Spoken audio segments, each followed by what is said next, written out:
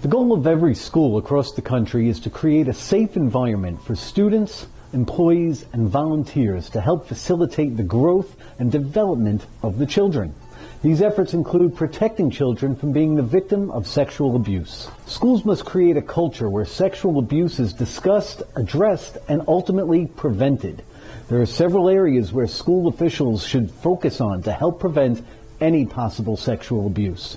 To begin, the first line of defense is the screening and selection of employees and volunteers.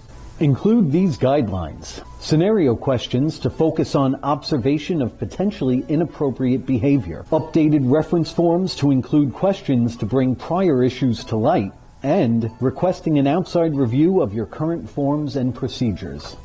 Next, once an employee or volunteer is hired, follow these guidelines on interactions between individuals. Physical interactions. Do not allow anyone to interact with a child with the door closed or no clear line of sight, and there should be no one-on-one with students in the locker room. Reward and punishment. No individual students should receive gifts. Electronic and digital communication.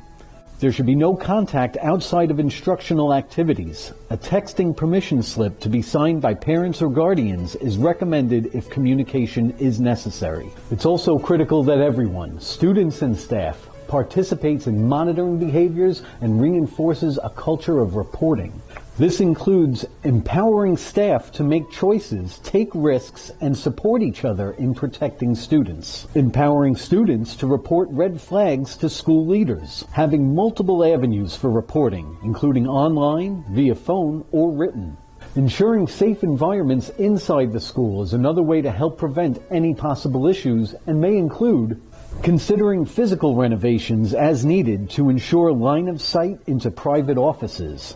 Replacing any solid doors that do not allow line of sight into the room. And securing areas not used for instructional purposes to prevent children from being isolated, such as closets or storerooms.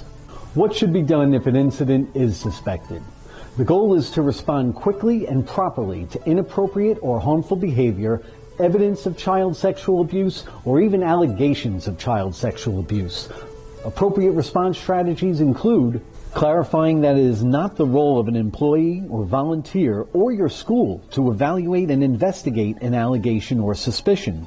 Letting Child Protective Services, law enforcement, and child advocacy centers investigate allegations or suspicions.